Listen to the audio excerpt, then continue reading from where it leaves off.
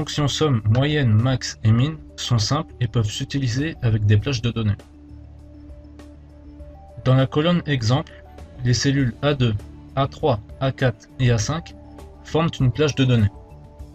Pour ne pas citer toutes les cellules, on dit la plage de données A1 à A5. Je commence par la fonction somme, qui sert à calculer la somme d'une plage de données. Égale somme, je clique sur la première cellule de la plage de données, je glisse jusqu'à la dernière cellule de la plage et je lâche le clic. Notez comment Calc a inscrit la plage de données dans la formule. Fermez la parenthèse, puis validez par entrée. C'est aussi simple que cela. Pour les fonctions moyenne, max et min, la formule est identique en remplaçant juste le titre de la fonction. La fonction moyenne calcule la moyenne de la plage de données.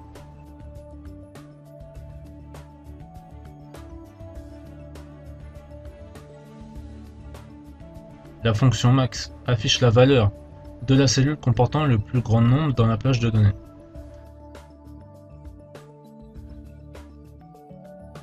La valeur min affiche la valeur de la cellule comportant le plus petit nombre de la plage de données.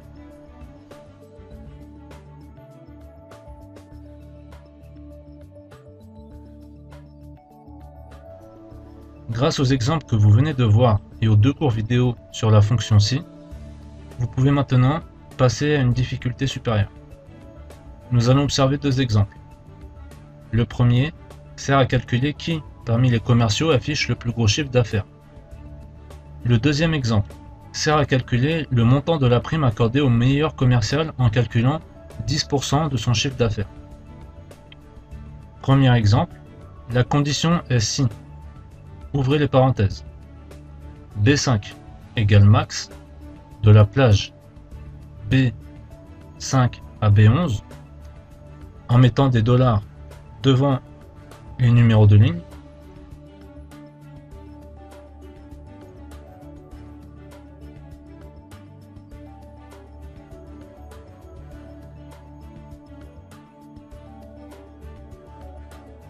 Alors ce sera oui qui s'affiche, ou si non, ce sera non qui s'affiche. Encore une fois, les dollars devant des références de lignes ou de colonnes servent à bloquer la référence lorsque l'on recopie la cellule. Et les guillemets pour le si oui et le si non servent à afficher du texte. En recopiant la cellule vers le bas, à l'aide de la coche, la formule s'adapte à tous les commerciaux. C'est effectivement le commercial numéro 5 qui affiche le plus gros chiffre d'affaires. En ouvrant les formules, on voit bien que la cellule en bleu, qui se réfère au CA, au chiffre d'affaires, du commercial, s'est bien adaptée. Et que les cellules de la plage qui sont en rouge ne se sont pas adaptées grâce au dollar. Je passe au deuxième exemple, qui, je vous le rappelle, sert à calculer le montant de la prime à accorder au commercial le plus performant. La prime est de 10% de son CA. La condition qui est le début de la formule est exactement la même que dans le premier exemple, car on recherche toujours le CA maximum pour lui accorder une prime.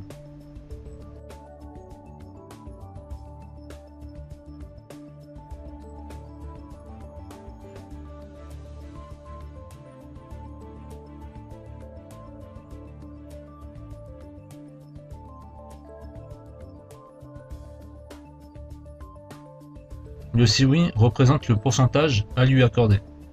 On calcule B5, qui est son CA, fois 10%. Calc comprendra alors qu'il doit calculer 10% de son CA. Et le si non, qui représente le refus de lui accorder une prime, est ici la somme de 0 €, au format texte puisqu'il y a des guillemets.